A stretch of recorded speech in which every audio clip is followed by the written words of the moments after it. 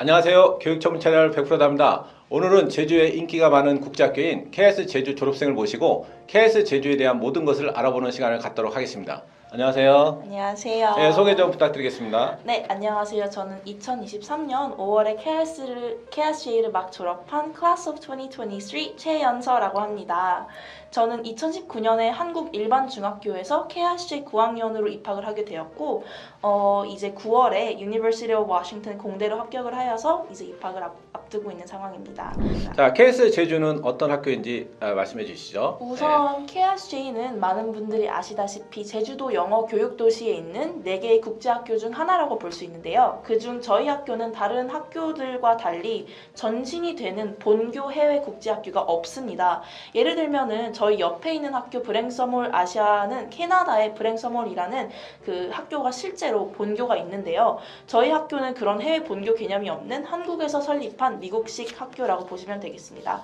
그리고 저희 학교는 타 학교에 비해서 학비가 조금 저렴한 편이고 그에 비해 대입 결과는 잘 나오는 가성비 좋은 국제학교라고 생각을 하시면 될 것 같습니다. 네. 자, 그러면 이제 요즘 이제 제주 국제학교 특히 KS 제주에 대한 입학 열풍이 좀 많이 불고 있다고 좀 생각이 드는데 네. 어때요? 본인이 이제 KS 제주 졸업했던 선배로서 이런 현상을 보고 좀 어떤 느낌이 좀 드나요? 저는 사실 이 입학 열풍이 조금은 놀라운 것 같아요. 왜냐면 제가 입학할 당시만 해도 국제학교라는 게 약간 아는 사람만 아는 그런 학교여가지고 많이 알려지진 않았었거든요. 근데 다른 유형은 잘 모르겠는데 저는 한국 일반 중학교에서 입학을 하게 된 케이스였는데 이 학교 입학을 어떻게 하게 되는지 먼저 팁 같은 걸 말씀을 드린다면은 저는 다녔던 중학교에서 내신 성적이 전부 다 A였고 그리고 재학 중인 학교의 내신 성적을 아무래도 입학할 때 많이 보는 것 같아요. 그리고 글쓰기와 말하기 인터뷰도 있고 아무래도 영어 독해 테스트가 있는데요.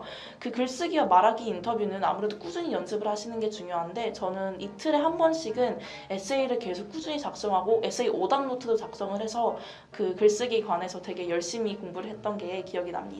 예. 자, 그러면 이제 KS 제주의 입시 결과가 시청자 입장에서 아마 가장 궁금하지 않을까 이런 생각이 좀 드는데요.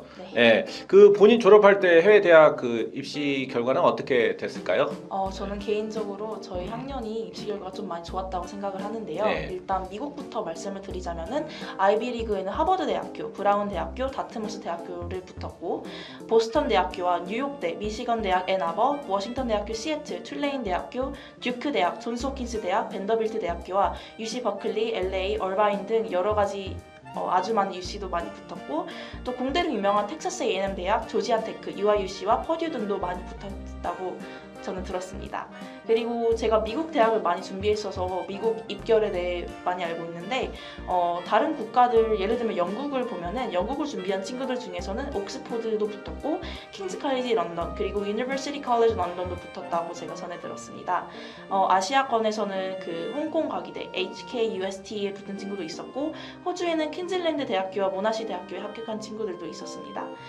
들어가기 힘든 NYU 아부다비도 들어갔다고 들었습니다. 네. 자, 그러면 이제 고등학교 학교 생활이 어떤지 좀 알아보는 시간을 갖겠는데요.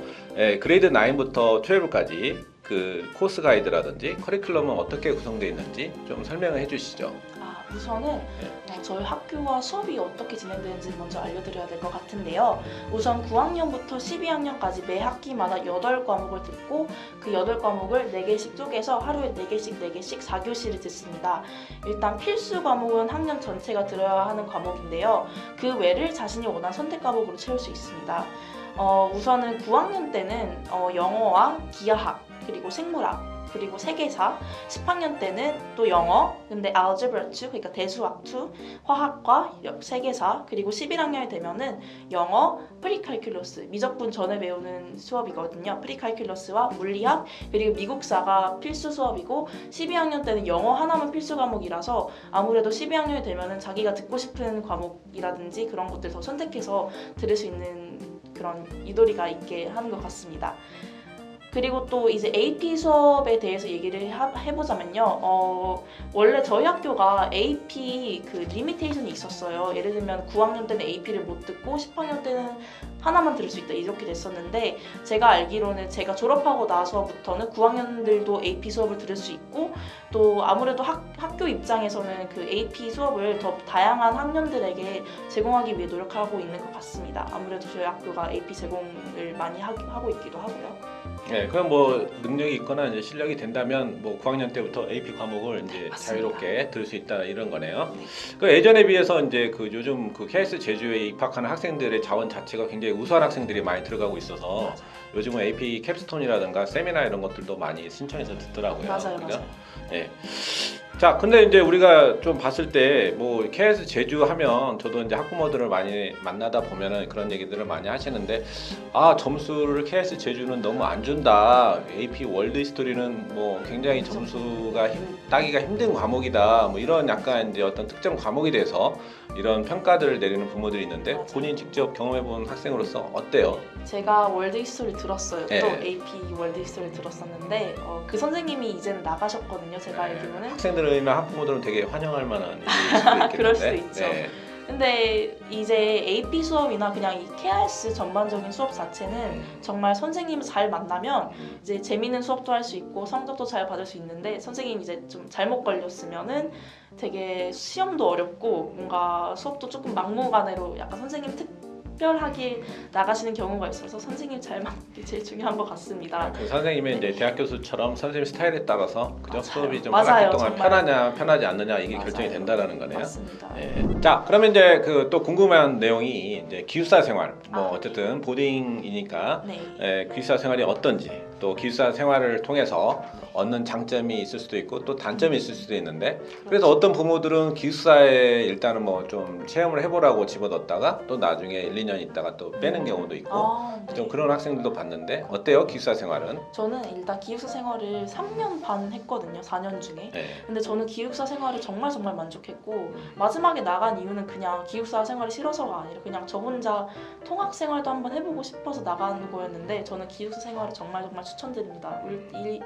일단 기숙사의 정말 가장 큰 장점은 통학 시간이 10초라는 겁니다. 10초.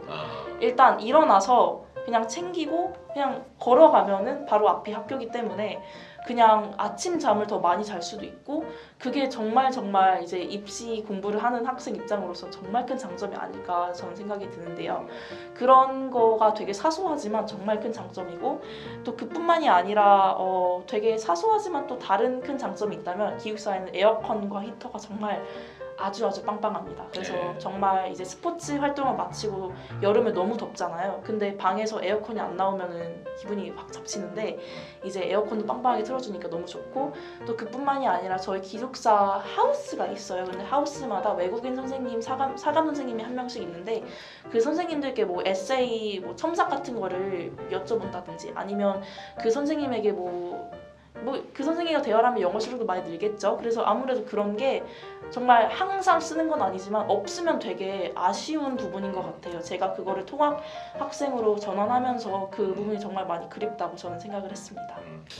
그다음에 또 이제 그 궁금한 내용이 이제 AP 과목들이 많이 개설돼 있는데 23개가 있다고 지금 말씀하셨는데, 이제 AP 세미나라든지 AP 리서치 하는 친구들이 요즘 많이 늘어나고 있는데 어때요? 이렇게 그런 친구들은 어떤 친구들이 그런 것들을 좀 신청하게 될까요?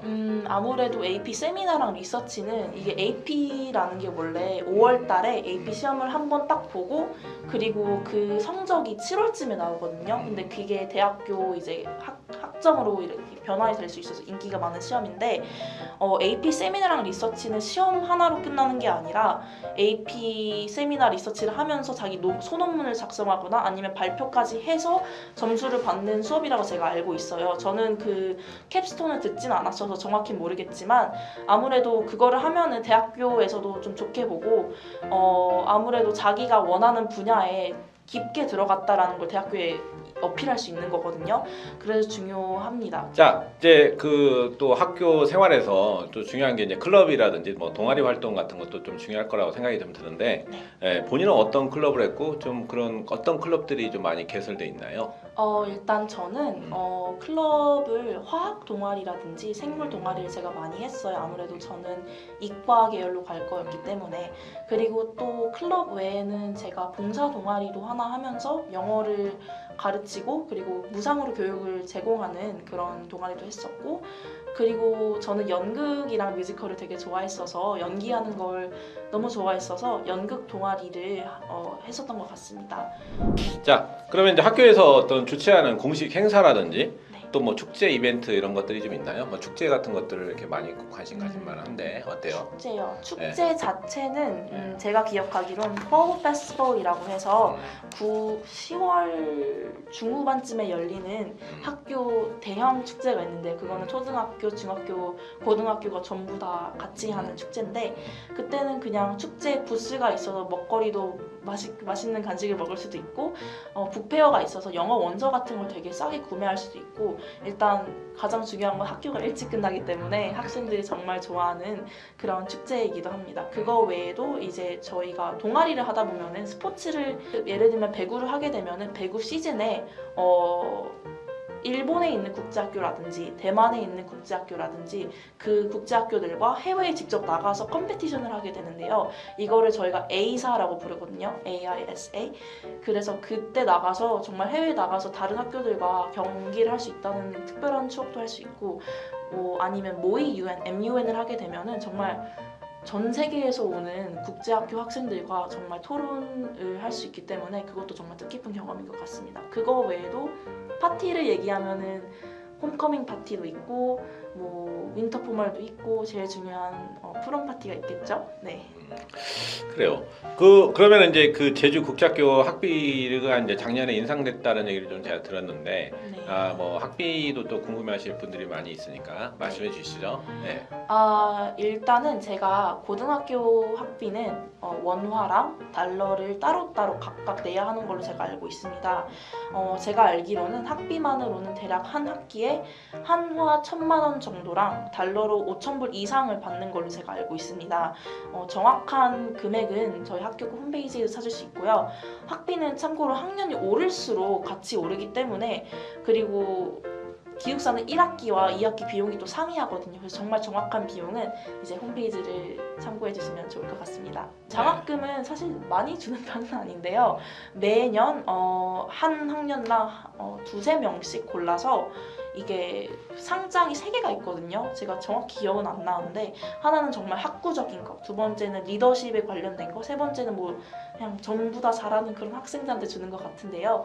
대부분 여기서 뽑힌 학생들은 1년에 한 200만 원이나 300만 원 정도를 받는 걸로 제가 알고 있습니다. 네. 그 마지막으로 이제 그 KS 제주 이제 그 지원하려는 학부모들이 좀 많이 있으실 것 같은데, 네. 본인이 어떤 경험해본 학생으로서 어때요? 이렇게 어떤 부분을 좀 팁으로 전달할 수 있을까요?